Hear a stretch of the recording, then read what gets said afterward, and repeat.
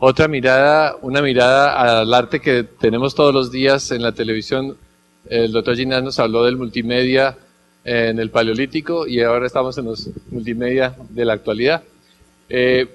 Vamos a pasar a una posición del arte y la estética, filosofía. Ya habíamos estado con María del Rosario, ¿se acuerdan? Hablando de la contemplación, esa actividad de contemplación que, como diría el doctor Ginás, es con movimientos oculares para crear esa realidad. Vamos entonces con María del Rosario. Bueno, como yo sé que todos están esperando ir al doctor Ginás nuevamente, yo me voy a demorar muy poco tiempo en hablar. Y yo traía una presentación un poco más larga. Lo que voy a hacer es tratar de recoger los elementos que el doctor Ginás traía a colación ahora en su charla y mostrar cómo me parece que de manera muy interesante coinciden algunas de las cosas que él estaba diciendo con lo que yo traía hoy también, que es la perspectiva desde otro filósofo que hoy ha sido mencionado un par de veces, que es Hegel a principios del siglo XIX. La vez pasada, cuando Roberto me había invitado aquí a hablar con ustedes, yo les había traído una pequeña charla acerca de Immanuel Kant, quien también ha sido mencionado hoy, y veíamos cómo con Kant comienza realmente y se consolida esa rama de la filosofía que se llama la estética y que tiene que ver principalmente con la manera como la filosofía moderna se pregunta por la experiencia que tenemos nosotros cuando consideramos que estamos contemplando un objeto bello. Veíamos entonces la vez pasada con Kant que esa experiencia que llamamos la belleza, la filosofía del siglo XVIII, de mediados del siglo XVIII, la filosofía moderna, la describía como una experiencia placentera, y cuando la filosofía se preguntaba por esa experiencia y por la belleza, se preguntaba sobre todo por el tipo de placer que eso producía en quien la sentía. Había quizás, y sugeríamos eso cuando hablábamos de eso la vez pasada, un olvido de lo que es el objeto bello como tal y de la pregunta por el objeto. Hoy entonces decidí traer más bien la reacción que va a suscitar eso en filósofos posteriores, como es el caso de Hegel. Y me parece que es muy interesante y coincide muy bien con los temas que estamos charlando hoy, porque Hegel justamente va a insistir muchísimo en algo que era justamente con lo que comenzaba el doctor Ginás hoy: la necesidad del arte para nosotros. En el caso de Hegel, Hegel está hablando sobre todo del ser humano. Hegel todavía yo creo que no consideraría que los animales tienen esta capacidad creativa, pero por supuesto estamos a comienzos del siglo XIX apenas. Sin embargo, para Hegel es tan importante esta idea de insistir en la necesidad del arte, que Hegel va a decir que de ninguna manera podemos prescindir del arte y del estudio del arte para comprendernos. Y para Hegel, el arte, la obra de arte, va a ser un lugar muy particular en el que, como terminaba la charla del doctor Ginás hoy, se da algo que es también comprensión, que es también pensamiento, pero que no se expresa en conceptos, que no se expresa en palabras, decía el doctor Ginás, sino de otra manera. Esa otra manera tiene que ver con ese lado emocional, con eso que aquí yo estoy llamando el lado sensible. Para Hegel, la obra de arte es un modo más como nos pensamos y nos comprendemos en el mundo, pero es una manera de comprendernos que siempre está ligada y estrechamente relacionada con nuestras emociones y con la sensibilidad. Así, de la estética, Hegel va a insistir mucho en pasar más bien a hablar de filosofía del arte, porque para Hegel, más importante que... Y Robert, si quieres pasa a la siguiente, también gracias. Porque para Hegel, más importante que lo que decía Kant, más importante que estudiar qué sucede en nosotros cuando vemos un objeto bello, y esto es simplemente recoger lo que estaba diciendo ahora y lo que ya traía yo la vez pasada, esta idea que Kant en todo caso abre esta pregunta acerca de cómo es que la belleza tiene que ver con una experiencia que se produce en nosotros, cómo esa experiencia es de un tipo muy particular, cómo cuando nos relacionamos con el mundo, cuando el mundo nos llama la atención para exclusivamente contemplarlo, algo está sucediendo allí que nos hace mirarnos a nosotros mismos, relacionarnos de una manera especial con nosotros. Eso que Kant va a describir como placer, Hegel va a decir, es muy interesante pero no es suficiente. Hay algo más en la obra de arte. La obra de arte no está allí únicamente para producir placer. Está allí para producir comprensión, para hacer pensamiento. Y eso es en lo que Hegel va a querer insistir como reacción a Kant. ¿Por qué? Porque para Kant, para la perspectiva en general de la estética, la belleza tenía que ver sobre todo con la belleza de la naturaleza. La belleza del arte, entonces, terminaba siendo juzgada casi que en términos de qué tanto lograba producir una experiencia similar a la que produce en nosotros la naturaleza. Kant insistía mucho en la importancia de entender en qué consiste la belleza cuando vemos objetos de la naturaleza que producen en nosotros determinado placer. Hegel va a decir, el problema de eso es que terminamos supeditando una experiencia tan particular como lo es la experiencia del arte a experiencias que son ajenas al arte como lo son las experiencias de la belleza de la naturaleza.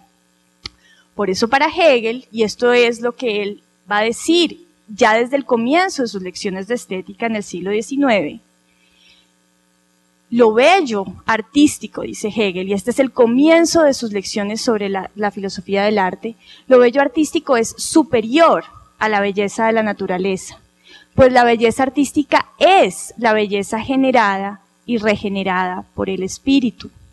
La expresión adecuada entonces, dice Hegel, para nuestro estudio no va a ser estética, sino filosofía del arte. Y la belleza de la naturaleza va a quedar excluida de nuestro estudio, dice Hegel, y de nuestro objeto, porque lo que nos interesa es entender qué es la obra de arte.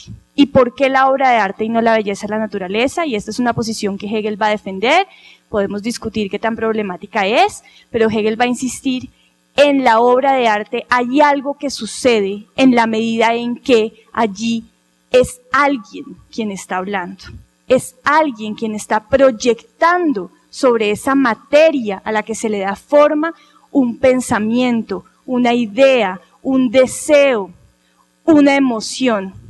Y eso hace profundamente distinta a la naturaleza de la obra de arte, dice Hegel. Porque en la naturaleza, Hegel lo pensaba, nadie nos está hablando. En cambio, en la obra de arte, sí.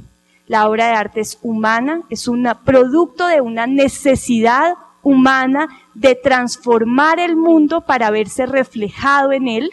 Y hoy el doctor Ginás hablaba de la capacidad de reconocimiento, porque la capacidad de reconocimiento está profundamente ligada a la necesidad del arte, para Hegel.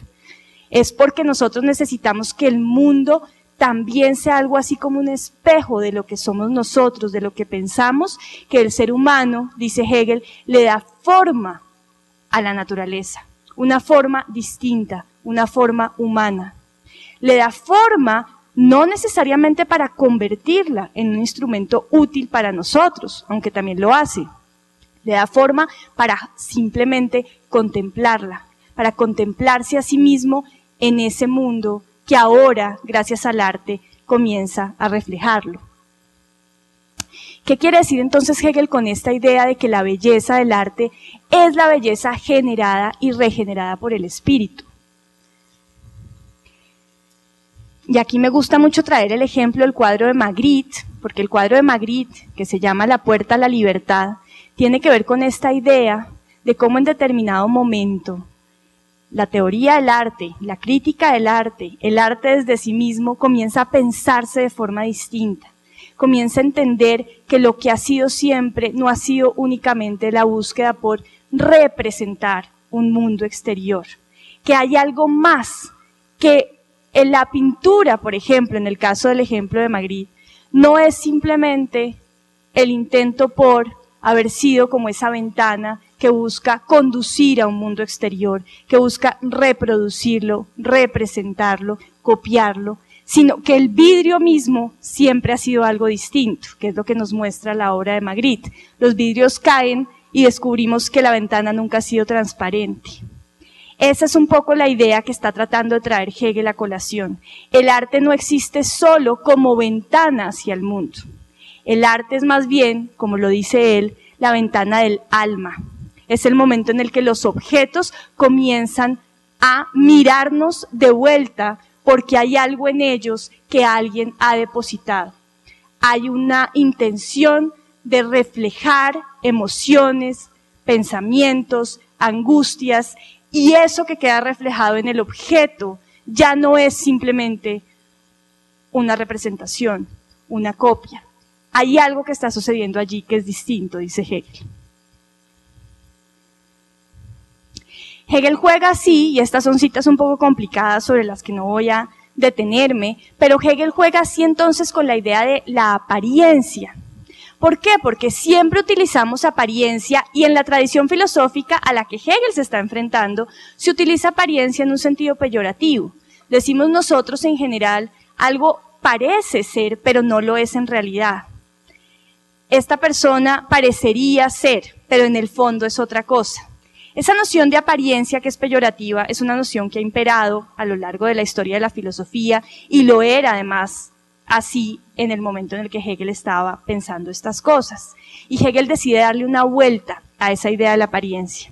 Hegel decide decir, sí, el arte es apariencia, pero eso no significa que entonces haya algo más importante detrás. Eso no significa que por ser el arte apariencia es mera apariencia y que lo importante está en otro lugar. Que el arte sea apariencia significa más bien que allí aparece algo por primera vez, algo que no vendría a la vida si no fuera por la obra de arte, algo que dejaríamos de saber acerca del mundo si no fuera por la obra de arte y por la capacidad que tiene alguien en algún momento de darle forma a esos pensamientos, a esas emociones, a esos sentimientos. Es allí en la obra de arte donde algo aparece por primera vez. Y precisamente por eso es apariencia, dice Hegel.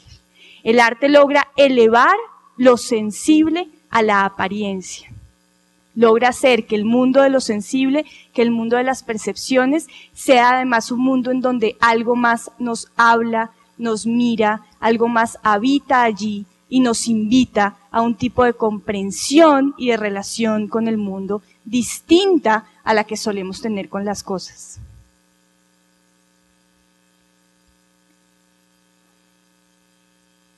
Sin embargo, Hegel también, y a él le parece profundamente interesante eso, ya veíamos con Kant cómo Kant dice que la relación con la belleza no puede ser una relación conceptual.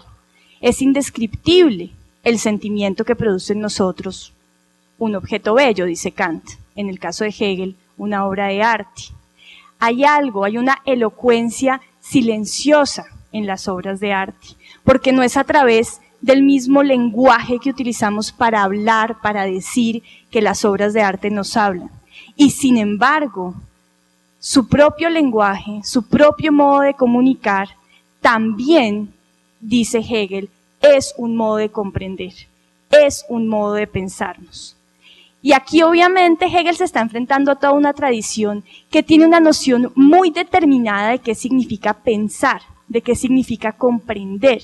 Y eso generalmente está ligado a una idea de poder poner en conceptos, poder poner en razones. Y Hegel dice, en el arte no sucede así, pero eso no lo hace menos capaz de producir comprensión y pensamiento.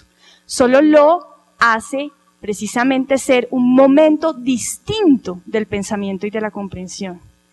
El arte nos invita a que lo consideremos de otro modo, nos invita a que pensemos de otras maneras. El arte nos enseña a pensar sensiblemente, nos enseña que en las emociones también comprendemos y también hay reflexión. Hegel dice, el arte vivifica entonces jovialmente la árida y oscura sequedad del concepto, reconcilia las abstracciones y la desaveniencia con la realidad efectiva. Y aquí simplemente, y yo creo que sobre esto no me voy a detener mucho porque esto ya era otro pedazo de la charla un poco más se aleja un poco más de lo que veníamos hablando hasta ahora, pero sí me interesa simplemente porque además el doctor Ginás mencionó en algún momento con respecto a las imágenes de las cuevas de Altamira, entre otras, que allí estaría el comienzo, pero también estaría el fin del arte. Y se habla mucho acerca de cómo, también en Hegel habría pronosticado algo así como el fin del arte. Hegel habría dicho que el arte ya es una experiencia del pasado. Yo simplemente quería traer aquí de vuelta esas citas que tienden a ser utilizadas por fuera de contexto para mostrar que realmente lo que Hegel está diciendo no es que el arte sea algo del pasado, no es que el arte deba desaparecer, no es que la obra de arte ya no cumpla una función en nuestra vida, sino al contrario, está destacando el hecho de que a partir de cierto momento el arte moderno se libera de lo que Hegel considera que son las cadenas que lo han mantenido tan estrechamente ligado a los objetos externos y comienza a poder hablar su propio lenguaje. En esa medida, dice Hegel, el arte ya no es el arte que conocemos, pero sigue siendo, y aún más hoy, ese momento que nos invita a la consideración pensante. Por eso no se trata de algo que sea del pasado, y Robert, si quieres pasa rápido por estas porque aquí yo me iba a detener en otras cosas, sino significa que el arte se ha liberado de otras obligaciones, entre ellas piensa Hegel, por ejemplo, la de ser un objeto religioso, y gracias a eso, gracias a esa liberación, puede ahora ya no estar inmediatamente unido con el objeto, como sucede con el arte clásico, sino, al contrario, desprenderse de eso y jugar con la materialidad, jugar con lo sensible, jugar con las formas, para hacer él mismo reflexión acerca de sí mismo, acerca de qué significa ser obra de arte. Para Hegel el arte moderno es eso, el momento en el que el arte es capaz de desprenderse de la idea de la representación y comienza a pensar acerca de sí mismo. Y esa reflexión acerca de sí mismo para Hegel es lo que resulta en esas obras de arte moderno que ya no son figurativas, que ya no necesariamente tienen que ser representativas y que sin embargo invitan profundamente a pensar, a comprender y reflejan de otras maneras la comprensión, las emociones, las preguntas que alguien tiene y a las que decide darles forma sensible. El arte entonces, anuncia Hegel, se vuelve contenido para sí mismo y en este evento que inaugura nos invita también a nosotros a pensarlo nuevamente y a pensarnos y a hacer un modo distinto de comprensión. Yo traía aquí una imagen de Pollock porque me parece muy representativa de una cita que además trae Hegel en las lecciones de estética. 150 años, por supuesto, de que Pollock existiera.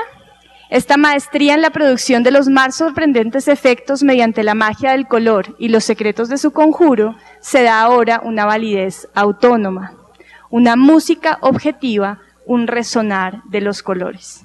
Y Hegel no conocía el arte abstracto, no conocía la pintura abstracta, estaba pensando simplemente en cuáles eran las posibilidades que se abrían para el arte una vez el arte logra pensarse a sí mismo como un modo más de comprensión y al mismo tiempo liberarse de las cadenas de la representación. El arte entonces es pensamiento sensible. En su modo de presentarse nos invita, como dice Hegel, a la consideración pensante.